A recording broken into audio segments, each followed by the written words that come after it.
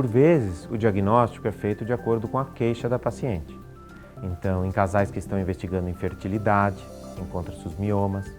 Outras vezes, justamente pelos seus sintomas de um fluxo menstrual aumentado, causando até anemia, e idas ao pronto-socorro, dor menstrual muito importante e esses outros sintomas relacionados a peso e pressão no abdômen. Então isso é claro que vai levar a mulher a investigar, ou deve levar a mulher a investigar o que está acontecendo, e os exames vão demonstrar. Desde então da compreensão da história dos seus sintomas, ao exame físico, onde já percebe-se então aquela formação aumentada na região pélvica, na região abdominal da mulher, até a ultrassonografia, que é um exame muito acessível e que já dá realmente um primeiro passo e por muitas vezes até o exame suficiente para demonstrar os miomas. Outras vezes recorremos a exames ainda mais detalhados de imagem. E há aquelas mulheres que não têm sintomas, que estão no seu acompanhamento de rotina, fazendo seus exames de rastreamento, de prevenção, e durante a realização de uma ultrassonografia feminina acabam encontrando então os miomas. Então a ultrassonografia, ou ultrassom feminino, pélvico, transvaginal, ele é um exame bastante acessível, realizado por uma tecnologia que se desenvolveu demais nas últimas décadas. E ali nós vamos ver se há nódulos, porque os miomas se apresentam dessa maneira, eles costumam ser nódulos arredondados. O que são nódulos? São como bolas, né, sólidas. Isso acaba aparecendo na ultrassonografia. Nós vamos, é claro, ter que diferenciar de outras doenças que podem também ter um aspecto de imagem semelhante, outras realmente já mais diferentes ou mais císticas, ou as diferentes composições que existem ali, mas é assim que a gente vai, no final, diagnosticar os miomas ou o mioma, buscar a sua localização, o seu tamanho e saber realmente se há um mioma no útero ou, como por vezes pode haver mais, se há outros miomas no útero. Nós estamos falando, como eu disse, de um tumor extremamente frequente. Então, de um tumor benigno, temos que ressaltar, tá? Benigno sem transformação maligna, mas um tumor extremamente frequente ou uma doença extremamente frequente. Por vezes não vai causar sintomas e geram também um grande número de cirurgias. Então, o tratamento definitivo do mioma uterino, para removê-lo, assegurar que não voltará e que aquele problema está encerrado, é a histerectomia, remoção do útero, é a retirada do útero. E para a gente ter uma noção de dimensão disso ou de importância, o mioma é a principal causa de histerectomia no mundo todo. Então nós temos que nos desenvolver e conhecer muito bem e aplicar os tratamentos conservadores, que são o tratamento clássico, padrão, consagrado, inclusive para mulher com desejo reprodutivo e que planeja manter o útero e necessita de um tratamento maior, é a miomectomia, retirada dos miomas, com manutenção do útero. Ela pode ser feita de diversas maneiras, com cirurgia aberta do abdômen, com cirurgia por vídeo, com pequenos furinhos, com cirurgia robótica, que é também um incremento da videolaparoscopia. Ela pode ser feita por histeroscopia, que é uma cirurgia por câmera, por dentro do útero, para remoção de alguns miomas que estão justamente nessa parte interna. Então a miomectomia é o tratamento consagrado sempre que possível e necessário para a mulher com desejo reprodutivo. Outras vezes, mulheres que também precisam então de um tratamento maior e que não são candidatas à miomectomia ou que tomam como escolha outro tratamento, que também é sempre um direito da pessoa e algo a ser discutido com toda clareza, né? Elas podem optar pela miólise. Miólise é quando você busca enfraquecer esses miomas e que eles regridam, que eles diminuam de tamanho.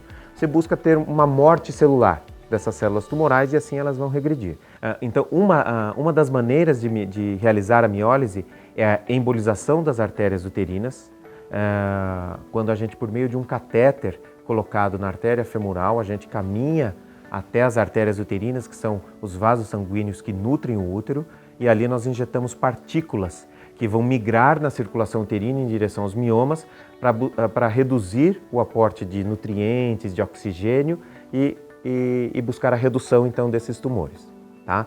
Esse é um tratamento global do útero para redução do útero e dos miomas.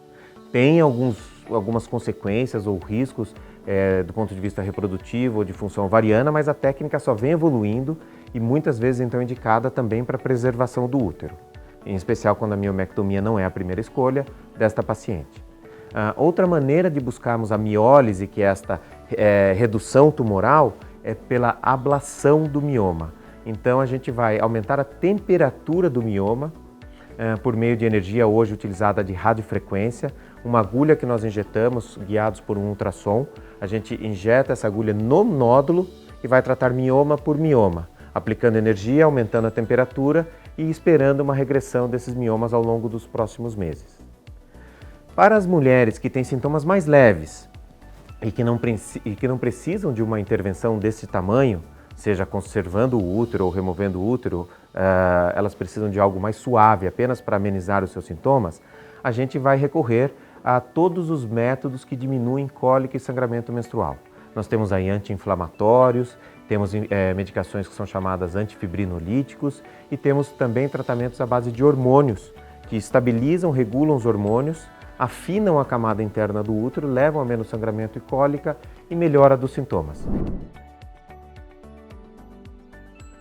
Então, um dos principais caminhos de estudo que nós fazemos hoje em relação aos miomas diz respeito a compreender melhor as suas causas e os seus mecanismos de desenvolvimento da doença. Etapa por etapa, como que vai acontecendo do surgimento daquele nódulo ao crescimento ou multiplicação daquele nódulo. Então a ciência tem avançado bastante nesse sentido, mas ainda tem muito a chegar, inclusive para nos dar compreensão e para que a gente possa, por vezes, traduzir isso em tratamentos ou em medidas preventivas claramente efetivas. Então, nós temos, infelizmente, poucas coisas hoje a oferecer do ponto de vista de prevenção da doença. Mas a gente recomenda, então, que as pessoas mantenham atividade física e dieta saudável. Por quê? Para evitar, em especial, o sobrepeso, que, como eu reforcei, o sobrepeso e a obesidade, então, aumentam o desenvolvimento dos miomas. Há um outro fator que a gente sabe que também está ligado ao desenvolvimento dos miomas, que é o fato de não gestar, não ter filho, não engravidar. Mas isso é uma decisão sempre de ordem pessoal e a gente recomenda que as mulheres, então, na medida de que estejam buscando isso, que elas vão adiante e tenham seus filhos. Isso pode, de uma maneira, estar até prevenindo um pouco o desenvolvimento da doença e também ter um outro lado. Se a doença vier a surgir depois, em especial naquelas mulheres que têm já um histórico familiar importante e que já carregam, sabem que tem um risco genético familiar maior, se a doença vier a surgir no futuro, elas ao menos já tiveram seus filhos. Então a gente dá algumas recomendações nesse sentido, que visitem o médico para receber as orientações corretas, para fazer seus exames de rotina, para serem tranquilizadas, né? E acompanharem tão logo surjam alguns sintomas iniciais, se esse for o caso.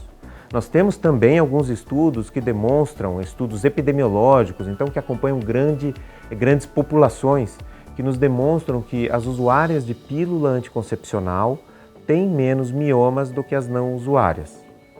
Mas isso não vem a ser, como eu disse, tão marcante a ponto de o uso da pílula tornar-se universal. E nós vamos encontrar miomas também em usuárias de pílula.